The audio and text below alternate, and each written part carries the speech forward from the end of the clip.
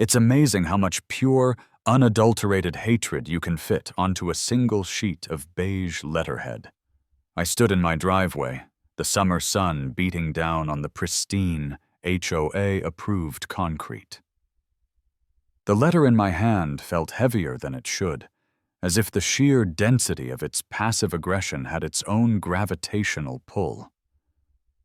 I've gotten letters from my grass being aggressively green, which I still don't understand. I've gotten a warning from my mailbox having too much personality. It's charcoal gray, not beige, the horror. But this was new. "Sarah!" I yelled, squinting toward the house. My wife, Sarah, was kneeling by the flower bed, armed with a trowel and a look of grim determination. The Willow Creek Estates HOA had, last month, dictated that all flower beds must contain a minimum of 60% neutral-toned mulch, with no more than three distinct floral colors. Sarah was currently waging a one-woman war with a patch of rogue lavender. "What, Frank?" she called back, not looking up. "If it's about the garbage cans, I told you. 7:01 p.m. is too early. They can't be visible until 8 p.m. "It's not the cans," I said, walking over. I held the letter out. "It's worse. It's a full-on recreational embargo." She finally looked up, wiping a smear of non-approved, nutrient-rich soil on her forehead. She took the letter, her eyes scanning the official-looking crest at the top, a weeping willow drooping sadly over a creek that, as far as I knew, didn't actually exist. "Dear homeowner," she read aloud, her voice tightening. "Effective immediately, the Board of Directors has voted to amend Bylaw 77A, Article 4. All forms of trampolines are hereby prohibited." "Keep reading," I said, gritting my teeth.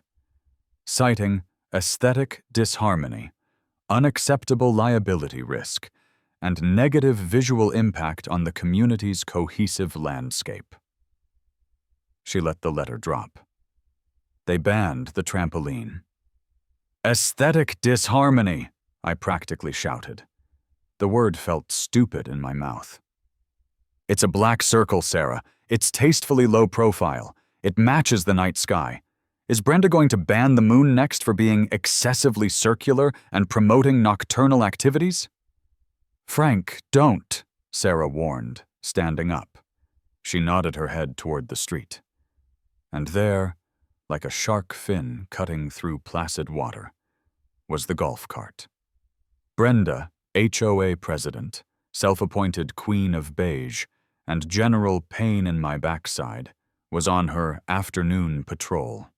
She was in her standard uniform, a crisp white visor, worn indoors or out, a pastel polo shirt tucked into khaki Bermuda shorts, and a laminated clipboard that she wielded like a scepter of judgment. Her golf cart, which she'd somehow modified to be both eerily silent and faster than my mid-sized sedan, slowed as it passed our house. She didn't look at us. She just let her gaze drift to the backyard, where the offending trampoline sat. And then, slowly, she turned and gave me a thin, tight-lipped smile. It was a smile that said, "Checkmate." "You know this is about your cousin, don't you?" Sarah muttered, turning back to her lavender. "What?" "No." "Yes, Frank.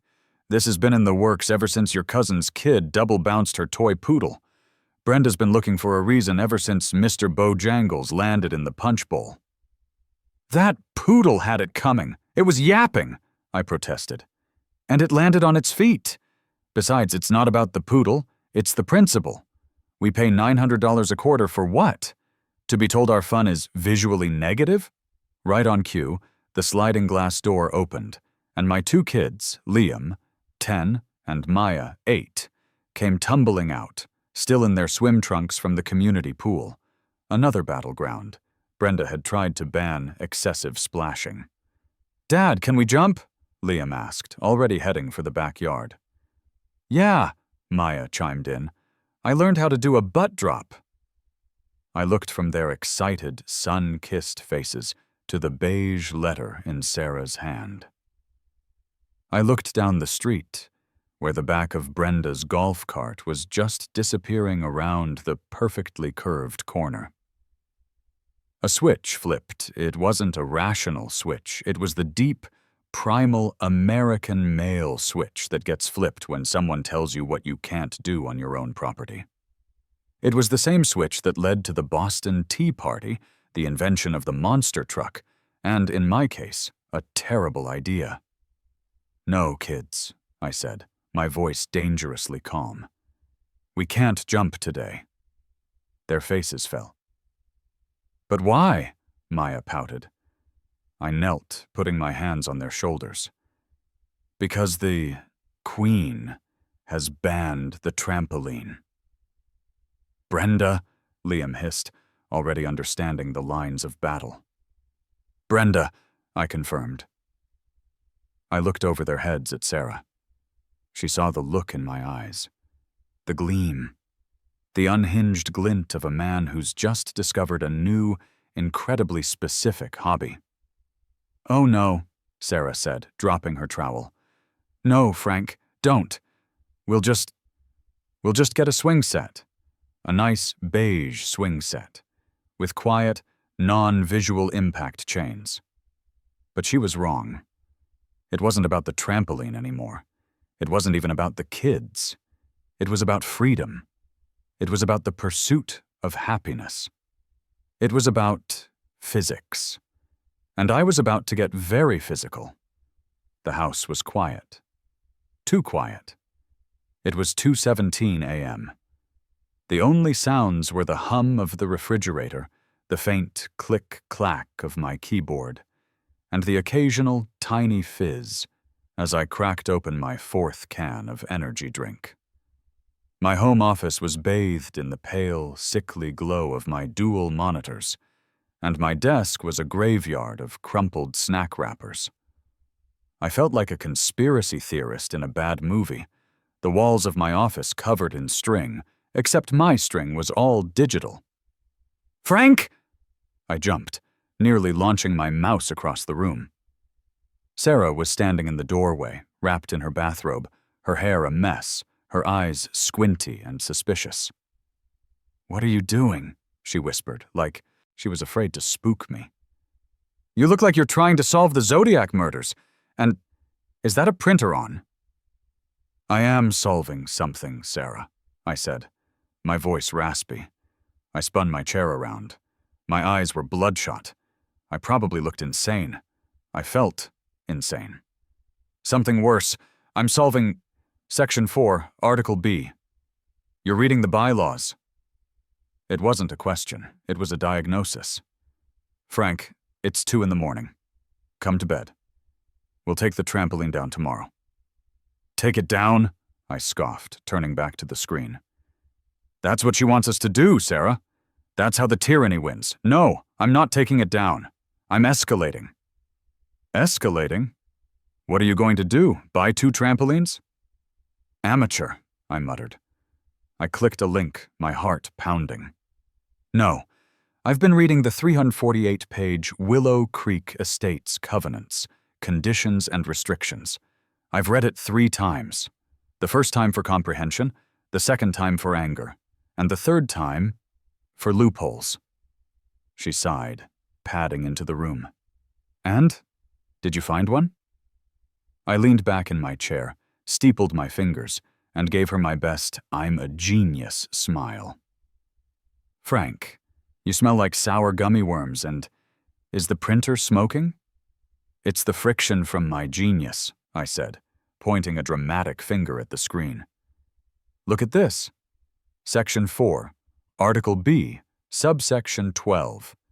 Prohibited recreational structures. It's an itemized list. They list trampolines. They list bounce houses. They even list permanent above-ground style swimming pools." And then, Sarah, Then they have the catch-all.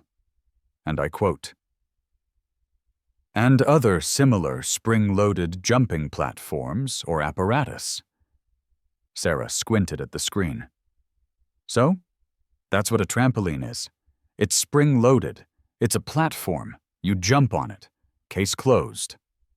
"Ah," I shouted, standing up. "Ah, but that's where you're wrong. That's where Brenda's little legal committee got sloppy. They defined the method of propulsion. Spring-loaded." "Frank, you're not making any sense. You're just loud." "What isn't a spring-loaded jumping platform, Sarah?" I asked, my eyes wide and manic.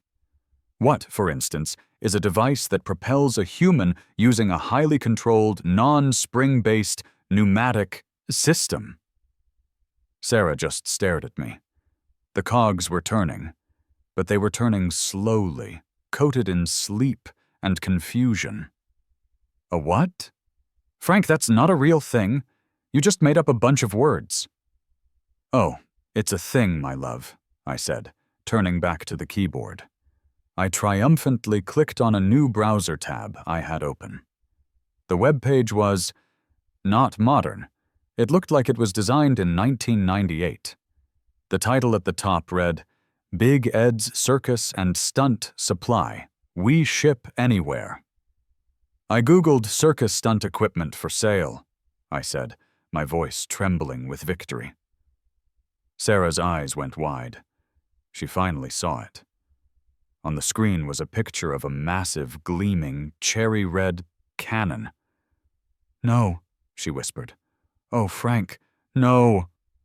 "Yes," I said, reading the description, aloud. "The Human Hurler 9000, gently used.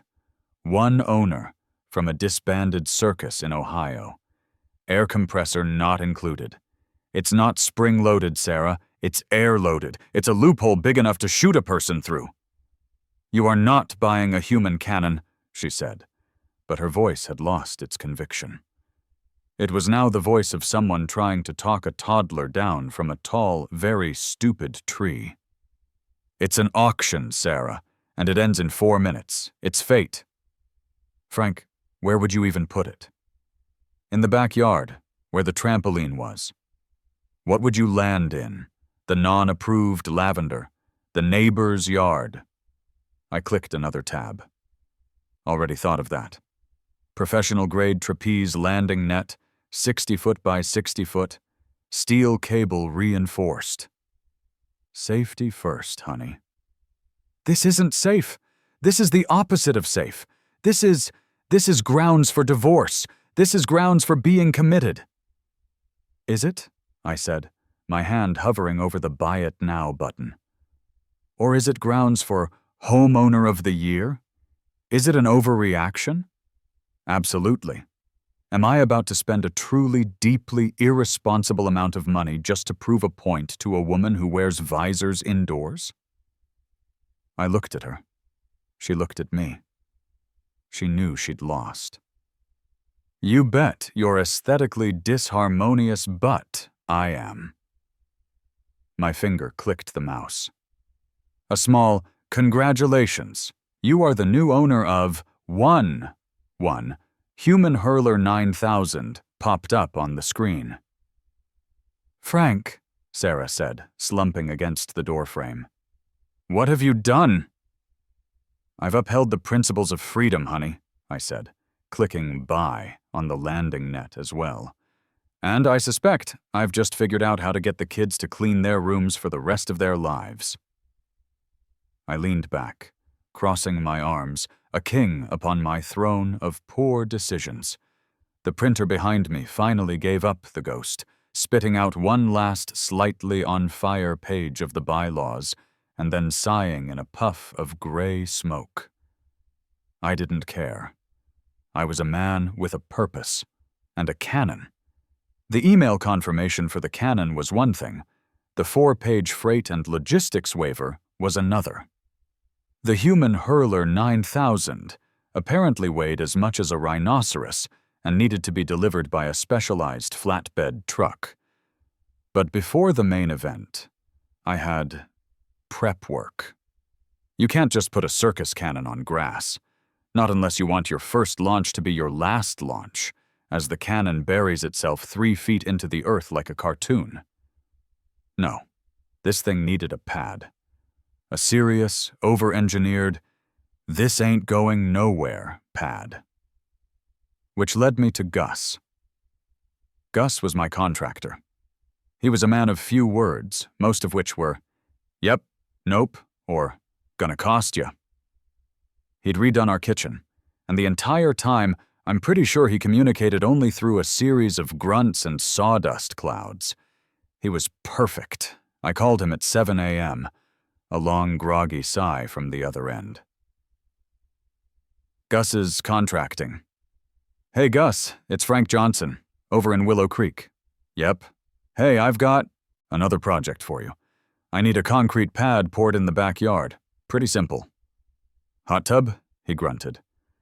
"Not exactly," I said, trying to sound casual. "This one's a little different. I need it to be circular, about 10 feet in diameter." "Okay, big hot tub. And, it needs to be about 4 feet deep, steel rebar reinforced. You know, high tensile strength. Needs to be able to handle, let's say, 8,000 pounds of immediate, downward thrust." There was a long, dead silence on the line.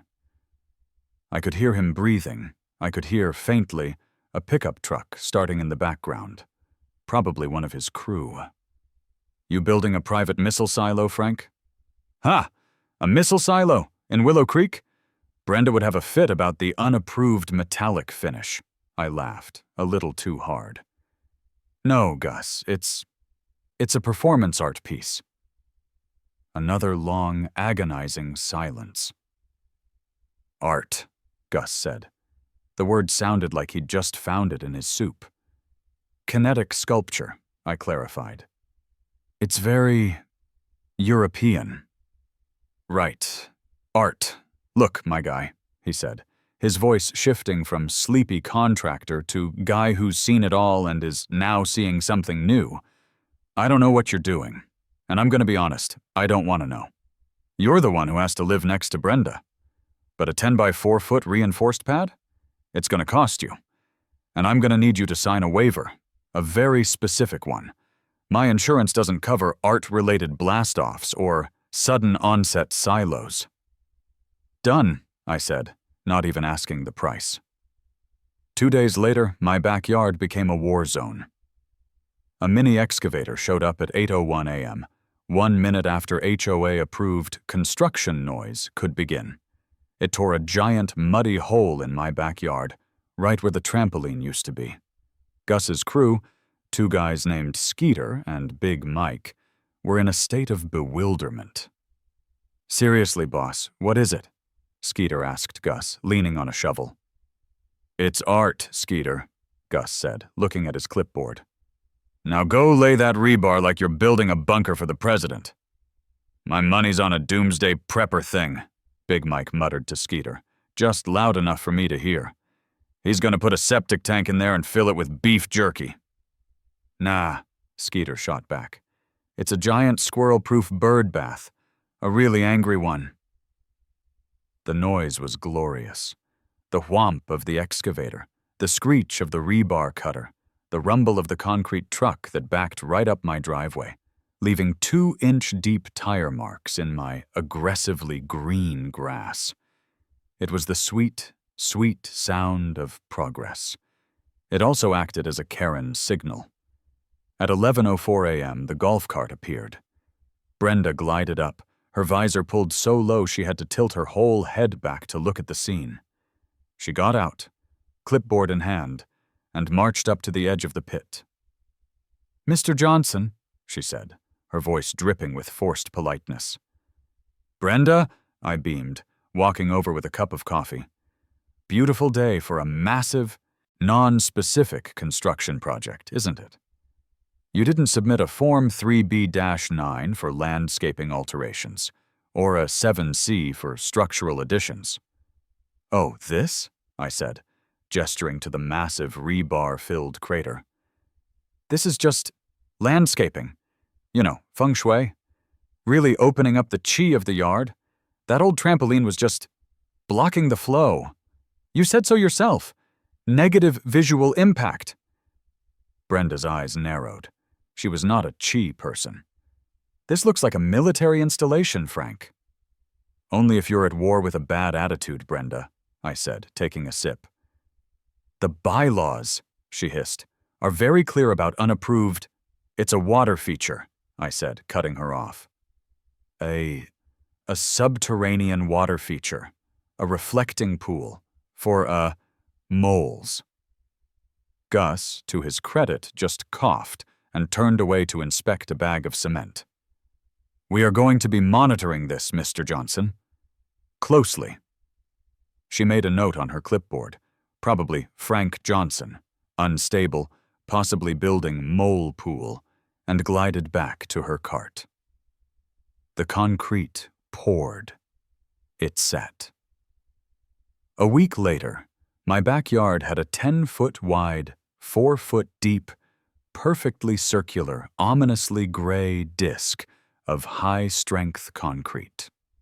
Then, on a Tuesday, the truck arrived. It wasn't a truck. It was a convoy. A 70-foot flatbed with a wide load banner, an escort car in the front, and another in the back. It blocked the entire street. Neighbors poured out of their beige houses. On the back of the truck, strapped down with chains that looked like they could hold a battleship, was my cannon. It was bigger than the pictures. So much bigger. The pictures had failed to capture the scale. It was bright, glorious, circus red with chrome accents that glinted in the sun, making the entire neighborhood look dull and gray by comparison. It was beautiful. Brenda was at her window, curtains twitching. I just stood in my driveway, grinning. A forklift, which had arrived on a second truck, slowly and carefully lifted the cannon, which was in 3 massive pieces, and deposited it in my backyard.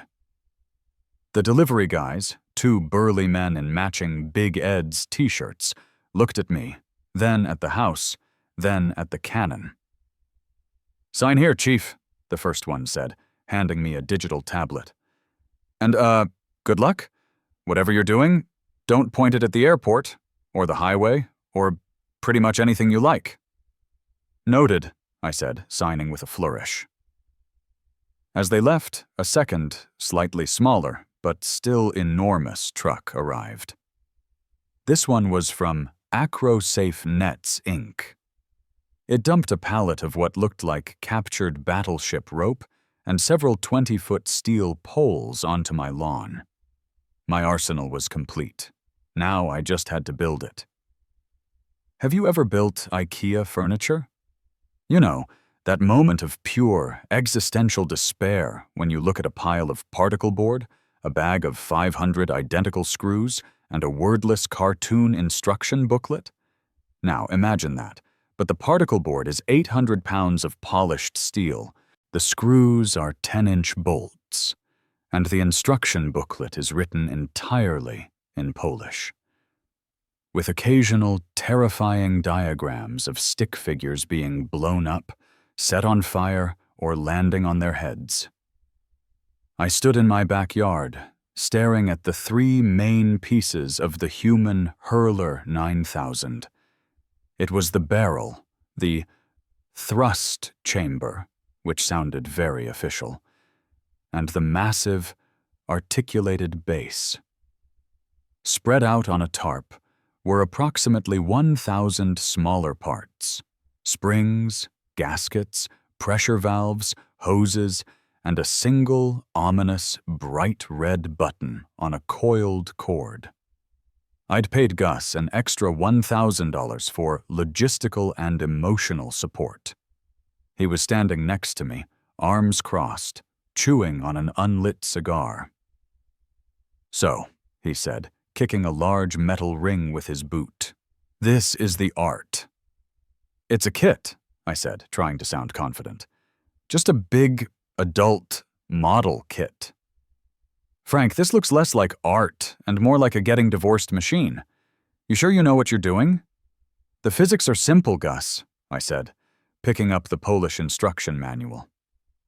I squinted at a diagram of a smiling man in a top hat, pointing to a series of gears.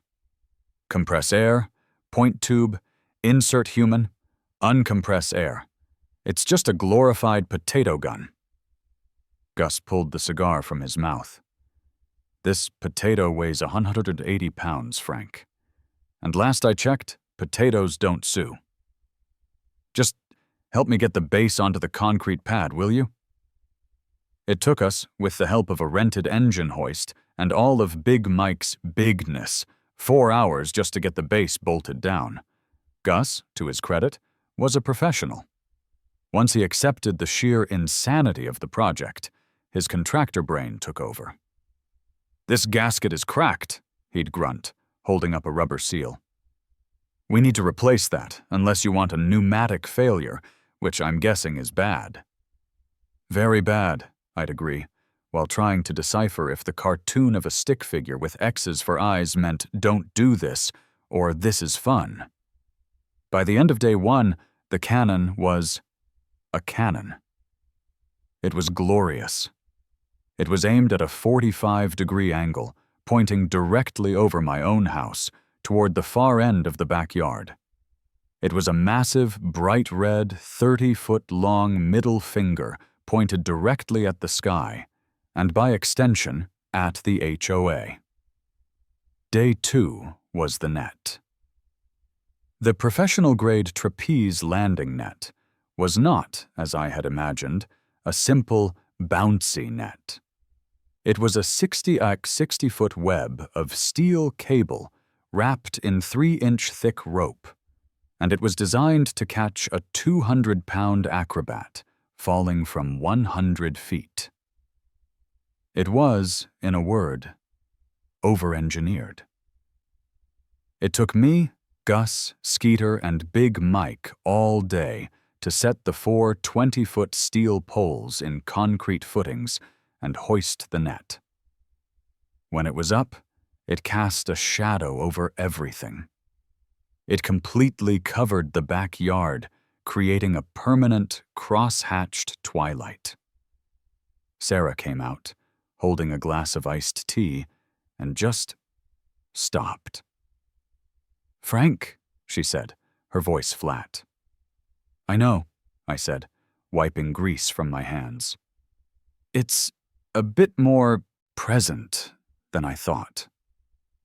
"It's blocking the sun," she said. "It's filtering the sun. It's like a pergola, a safety pergola. My hydrangeas, Frank, my prize-winning, blue ribbon at the county fair hydrangeas, they're in the net." I looked. She was right.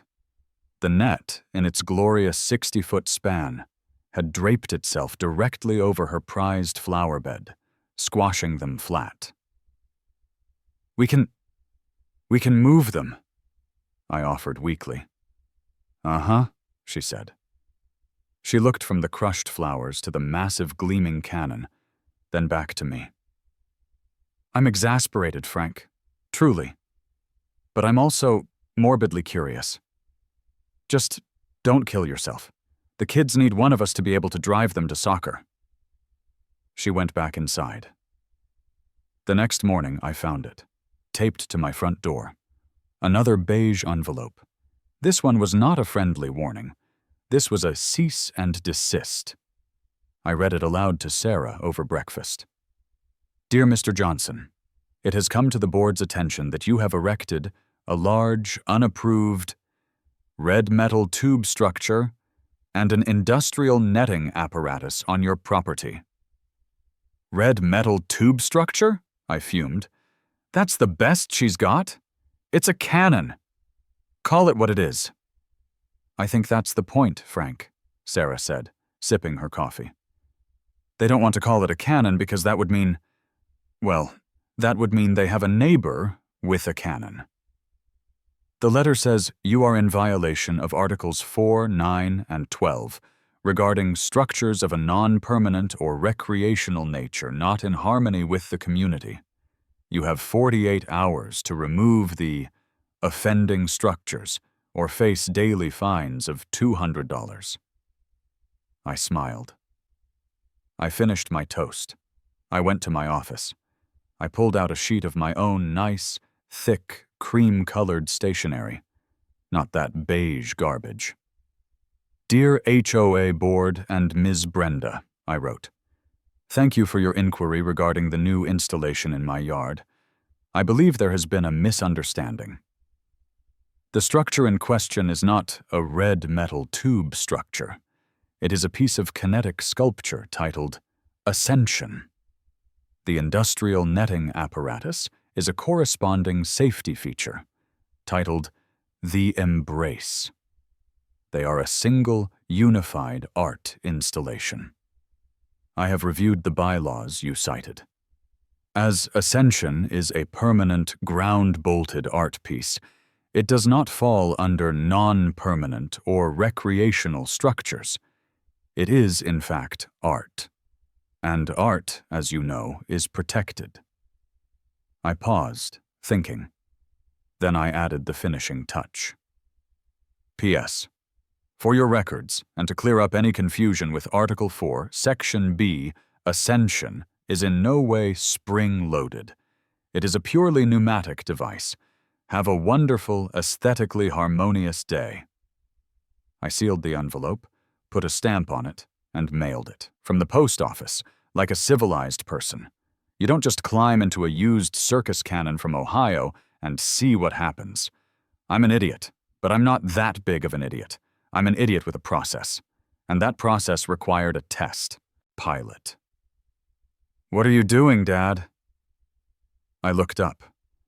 Maya was standing in the garage, watching me. I was currently trying to zip a 200-pound life-size stunt dummy into one of my old jumpsuits. This, I said, grunting as I pulled the zipper over the dummy's rigid plastic chest, is Bouncy. He's my new intern. He's creepy, Liam said, appearing next to her. His arms are on backwards. He's flexible. Now go get my old football helmet. Bouncy believes in safety first. 5 minutes later, Bouncy was ready. He, or it, was dressed in my jumpsuit, wearing my old high school football helmet, and I'd duct-taped a 50-pound bag of sand to his chest to get the weight just right. He looked less like a stuntman and more like a kidnapping victim. I dragged him out to the backyard. The cannon gleamed. The net waited. Sarah was watching from the kitchen window, her face pale. "This is just a low-pressure test, honey," I shouted. "Just a light poof to check the trajectory."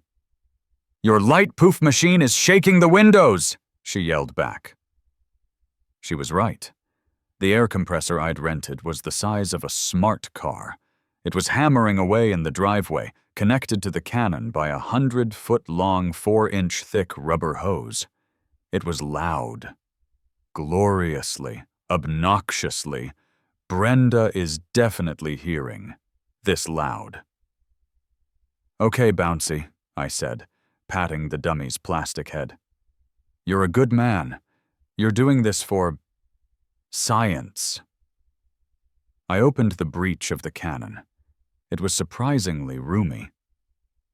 I slid Bouncy in, feet first. It was like stuffing a very uncooperative sleeping bag. Finally, he was seated, his helmeted head just peeking out. "All right," I muttered, walking over to the control panel, which was just the big red button on the coiled cord.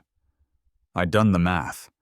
I'd consulted a human cannonball forum online, which terrifyingly exists. I'd calculated the angle, the pressure, the wind resistance. According to my math, a 200 psi shot should land Bouncy perfectly in the middle of the 60-foot net. "Clear the, yard!" I yelled to no one. I took a deep breath. I looked at the kitchen window. Sarah had her hands over her eyes. I pressed the button. It wasn't a poof. It was a thwomp. A deep, deafening, soul-shaking thwomp that vibrated in my teeth. It was the sound of 1,000 air mattresses all exploding at once. Bouncy shot out of the cannon. He wasn't a majestic, soaring eagle. He was a flailing, pinwheeling collection of limbs. He flew in a beautiful, high, majestic arc. I watched, triumphant.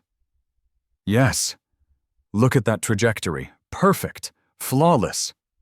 And then I watched as Bouncy, a 200-pound dummy, sailed completely over the 60-foot net.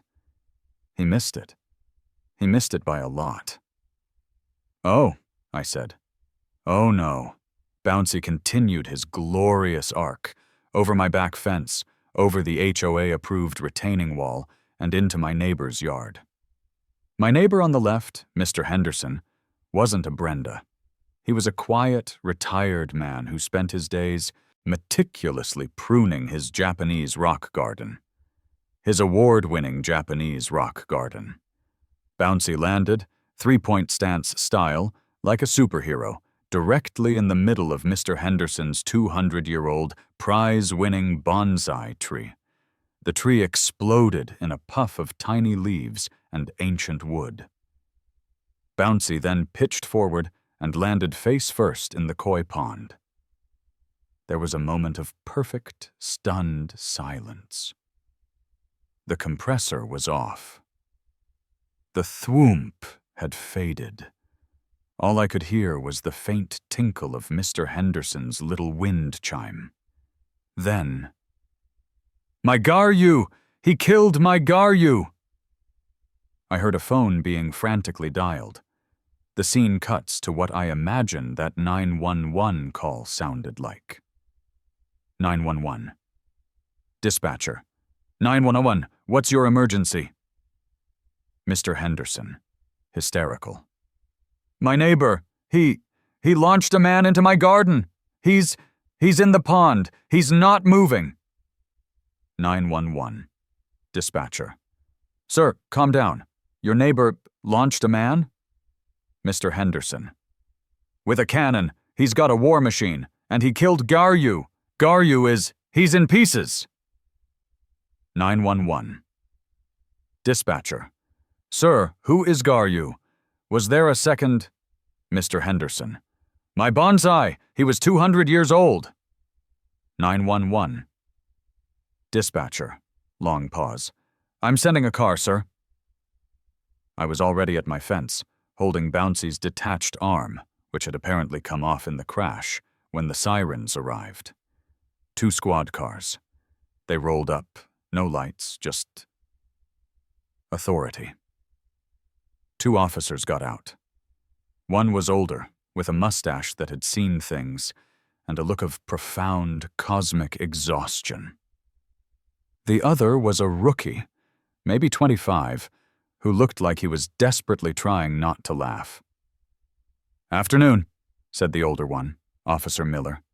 He just looked at the cannon, then at the net, then at the arm in my hand.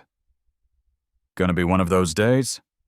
"Sir," said the rookie, Officer Taggart, "can you explain this, all of this?" "It was a physics experiment, officer," I said, probably too quickly. A trajectory test. I miscalculated the psi to weight ratio. My dummy, he slipped." "Your dummy," Miller repeated, deadpan. He looked over the fence at Bouncy, who was now floating face down in the pond, scaring the koi. "He's a menace!" Brenda. Of course, she had appeared from nowhere, her golf cart parked sideways on my lawn, her phone held up, recording. "Officer, arrest this man! He's a menace! He has a WMD! He's terrorizing the neighborhood! He nearly killed Mr. Henderson!" "Ma'am," Miller sighed, not even turning to look at her. "Please step back." And it's not a WMD. Well, I don't know what it is, but it's not a weapon of mass destruction. It's a kinetic sculpture, officer, I offered. Titled Ascension. Miller just stared at me. Right. Ascension. Sir, I'm going to be very clear. There is no law, no specific written law, against owning a circus cannon. The rookie, Taggart, coughed, covering his mouth. And, Miller continued, there's no law against being a spectacularly dumb scientist in your own backyard. However, Mr. Henderson is out. A very expensive, very old tree, which you will be paying for. Absolutely, officer. I'll buy him 2. 10.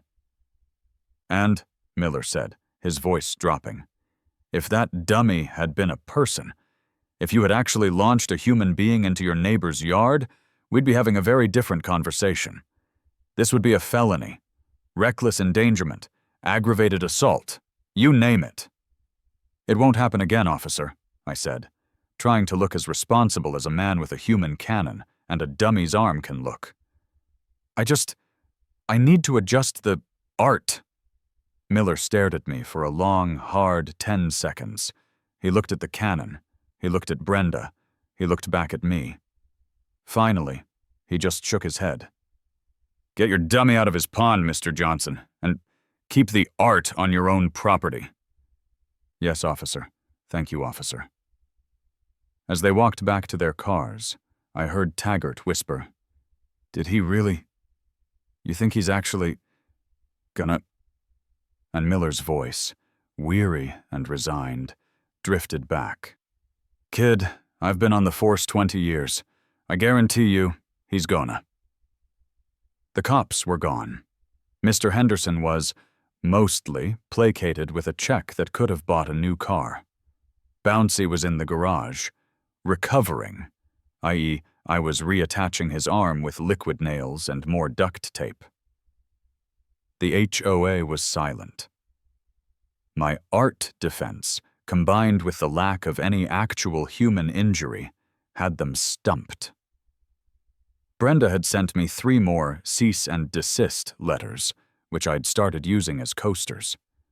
I had recalibrated. I had moved the net. I had triple-checked my math. The failed test had, ironically, given me the exact data I needed. I knew what 200 psi did. Now I knew what 150 psi should do. There was only one thing left to do. I sat down at my computer and typed out a neighborhood-wide email. Subject: Grand Unveiling of Ascension, a study in human flight. When, this Saturday? 5:00 p.m. Sharp. Where? The Johnson backyard. Look for the giant net. Details: Please join us for the inaugural one-time-only performance of our new kinetic art piece. Light refreshments will be served. BYOB. Bring your own binoculars. The RSVPs were immediate. We'll be there. The Millers at 124. Is this what I think it is? Count us in. The Garcias. Heck yes! Chad from 210. Saturday arrived. It was 4:45 p.m. My quiet, beige-tastic cul-de-sac looked like the parking lot for a tailgate party. The whole neighborhood was there. People had lawn chairs set up on the sidewalk. Someone had a cooler on wheels. Chad from 210 was handing out beers. Gus was there, standing near the compressor, which he'd tuned up for me. Just, don't sue me, Frank, was all he said, but he was grinning. Sarah was standing next to me, holding the red button on its coiled cord. She was pale, but she was there. And of course, Brenda was there. She was at the very edge of my property line, phone held up, filming. She wasn't just filming. She was narrating, for her evidence. It is 4:51 p.m., she was saying in a loud, clear voice. The homeowner, Mr. Frank Johnson, is preparing to do the thing. At the end of the street, parked discreetly under an oak tree, a squad car. I could see the silhouettes of Officer Miller and Officer Taggart inside. Just watching. "It's time," I said. I emerged from the garage. The crowd, which had been a low murmur, went silent. I was wearing a custom-made silver lame jumpsuit. It was like something Evel Knievel would have worn if he'd been on a very tight budget. On my head was Bouncy's football helmet, now repainted with a patriotic-looking but vaguely lopsided eagle. A slow clap started. It was Chad. Then the whole street erupted in cheers. I was a suburban god. I walked to the cannon. I gave a deep, theatrical bow to the crowd. Brenda just scoffed. I stood next to Sarah. I took her hand. It was ice cold. "One last chance to back out, Frank," she whispered, her eyes pleading. We could move. We could move to a farm, with no neighbors. And cows. Cows are nice." I looked at the cannon. I looked at the net. I looked at the crowd. I looked at Brenda's smug, sour face. "And admit defeat?" I said, pulling her close. "Never. Kiss me. I'm about to defy gravity, and the HOA." She gave me a quick, panicked peck on the lips. "Don't die," she said. "The kids' piano recital is next week, and I can't do it alone." Noted. I walked to the cannon. I climbed the small ladder and slid my legs into the barrel. It was dark. It smelled like machine oil and Ohio. I shimmied down until I was seated on the small, padded plate at the bottom of the thrust chamber. I gave the crowd a final thumbs up. I looked at Sarah. She was holding the button, her hand shaking. "I love you," I yelled. "You're an idiot," she yelled back, but she was smiling. Sort of. "Gus, hit the pressure." Gus nodded, flipped a switch on the compressor. The deep, hammering thrum started. The cannon under me began to vibrate. 150 psi, Gus yelled, giving me a thumbs up. I looked at Sarah. I nodded. This was it. "On 3, I shouted. 1, 2! I didn't even get to 3. Sarah, in her panic, just jammed the button down. Thwoomp! The sound was different from the inside. It wasn't a sound at all. It was a feeling.